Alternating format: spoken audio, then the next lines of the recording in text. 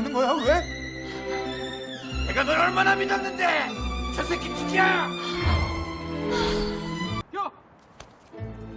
네가 없는 그곳은 나야말로 지옥이었어.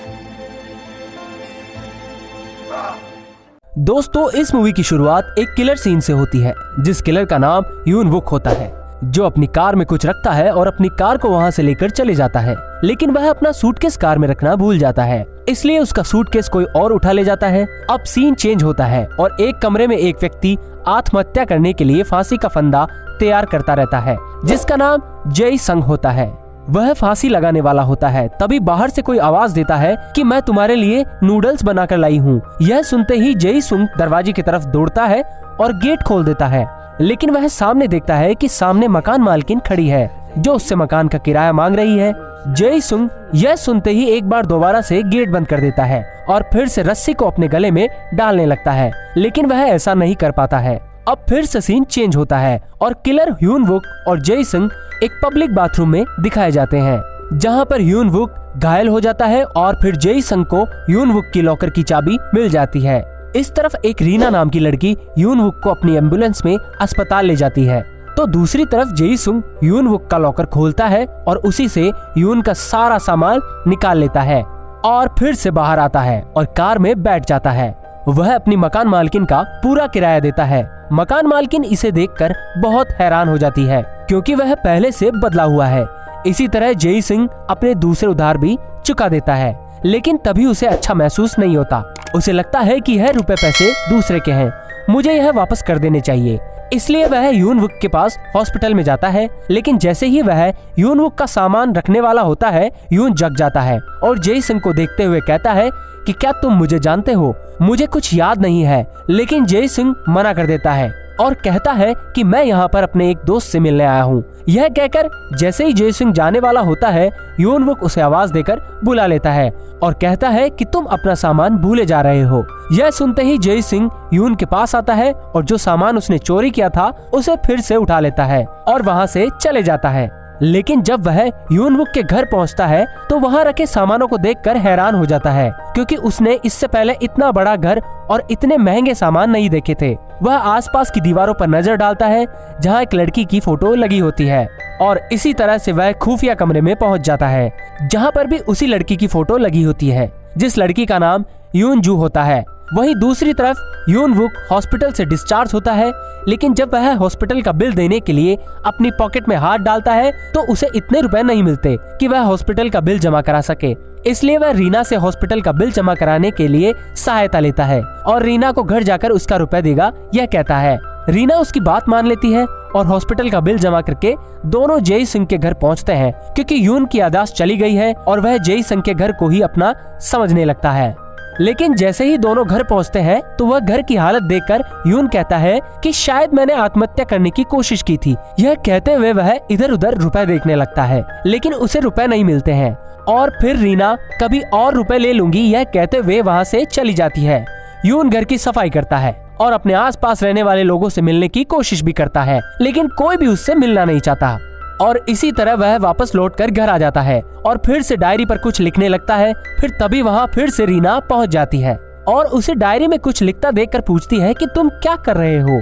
इस पर यून बताता है कि मुझे जो पसंद है और जो नापसंद है उसे डायरी में लिख रहा हूँ। वहीं दूसरी तरफ जेई सुंग जब यून का घर देखता है तो उसे लगता है कि मैं एक कॉप हूँ और मुझे यूनजू की सुरक्षा के लिए चुना गया है, इसलिए वह यूनजू को लेकर जानकारी इकट्ठा करता है और इसकी लोकेशन का पता करता है और फिर वह उसकी सेफ्टी के लिए हर समय उसके आगे पीछे घूमता रहता है। तो वहीं दूसरी तरफ यून का भी काम रेस्टोरेंट के सभी लोगों को अच्छा लगता है। सभी लोग यून की बहुत तारीफ करते हैं। यून को एक जगह जेई संग के पिता का एड्रेस मिलता है, जिसे वह अपना पिता समझकर उसके पास पहुंच जाता है। जेई संग के पिता अपने बेटे के बारे में बात कर रहे होते हैं, लेकिन ह्यून को लगता है कि वह उसके बारे में बात कर रहे हैं, इसलिए वह पहले तो बहुत खुश होता है क्योंकि उसके पिता पहले उसकी तारीफ करते हैं, लेकिन बाद में जेई संग के पिता अपने बेटे को आलसी बताते हैं तो उसे बुरा लगता है क्योंकि वह उनको अपना पिता समझता है और इसलिए वह दुकान से बाहर आ जाता है और इसी तरह कहानी आगे बढ़ती है।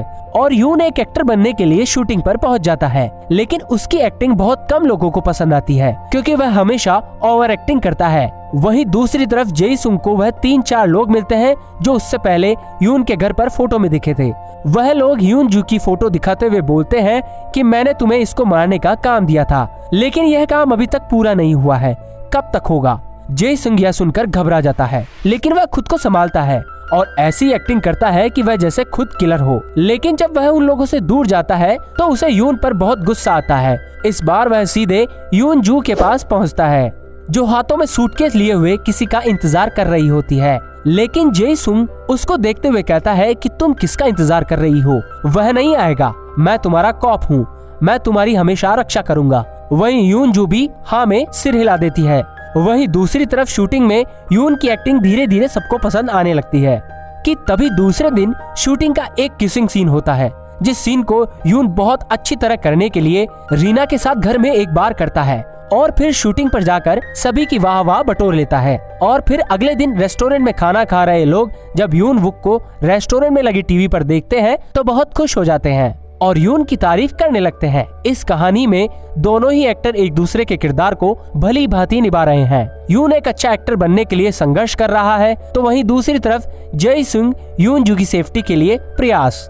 लेकिन जब यह बात उन चारों आदमी के बॉस को पता चलती है जिसने यून जू को मारने की सुपारी दी थी, तो वह अपने आदमियों को जेई सुंग और यून जू को मारने के लिए कह देता है और इसलिए वह यून के मोबाइल पर मैसेज भेजने लगता है। लेकिन उस समय यून और रीना की फैमिली बाहर घूमने के लिए गए होते हैं। सभी वहाँ पर बहुत एंजॉय करते हैं कि तभी वहाँ से कुछ लोग सूटकेस लेकर निकलते होते हैं, जिसे देखकर यून को अपने बारे में कुछ याद आ जाता है। इसलिए यून अपने घर पहुँच जाता है और वहाँ पर अपने फोन के मैसेज को देखकर वह जान जाता है कि जेई सुंग और यून जू की जान खतरे में है। इसलिए वह जीपीएस के जरिए अपनी कार की एक लोकेशन को पता करता है और फिर जेई सुंग और यून जू के पास पहुंच जाता है। लेकिन यून को देखते ही जेई सुंग यून जू को भागने के लिए कहता है, लेकिन वह नहीं भागती। यह देखकर उसे गुस्सा आता है और फिर जेई सुंग चिल्लाते हुए कहता है कि यह हत्यारा है, तुम्हें मारना चाहता है। इस पर यून कहता है कि तुम बस मेरे बारे में सिर्फ इतना ही जानता है, मैं सबसे पहले जिन लोगों की सुपारी मुझे दी जाती है उनके लिए गवाह तैयार करता हूँ। तो यह बोले कि जिसकी मुझे सुपारी दी गई है उसको मैंने उसके सामने मारा है और फिर उनको मैं कहीं दूर भेज देता हूँ ताकि सभी को लगे कि वह मर चुका है, लेकिन वह यहाँ से बहुत दूर जिंदा हो। इसके बाद यून कहता है कि तुम लोगों को भी मारने की सुपारी किसी को दी गई है, तो अच्छा रहेगा कि तुम दोनों यहाँ से चले जाओ। इस पर जेई सुंग कहता है, मेरे आने जाने से किसी को फर्क नहीं पड़ता, मैं वैसे भी बेकार हूँ। इस पर यून कहता है कि तुम्हारे पिता को भी नहीं। फिर जेई सुंग कहता है, क्या तुम मेरे पिता से मिले हो? इस पर यून हाँ में सर हिलाता है और वहाँ से रोते हुए फिर वह रीना के घर पहुँच जाता है और रीना को अपनी सच्चाई बताते हुए उससे दूर चले जाने के लिए कहता है। लेकिन इस पर रीना उसकी बात नहीं मानती है और रोते हुए कहती है कि तुम इतने दिन हमारे साथ रहे, अब मैं तुम्हारे बिना नहीं रह सकती। लेकिन यून जिद कर लेता है तो वह उसके रूम पर चली जाती है और अब यून भी अपनी कार में बैठकर चले जाता है और उस कार के पीछे रीना भी अपनी एम्बुलेंस लगा देती है और कार का पीछा करने लगती है।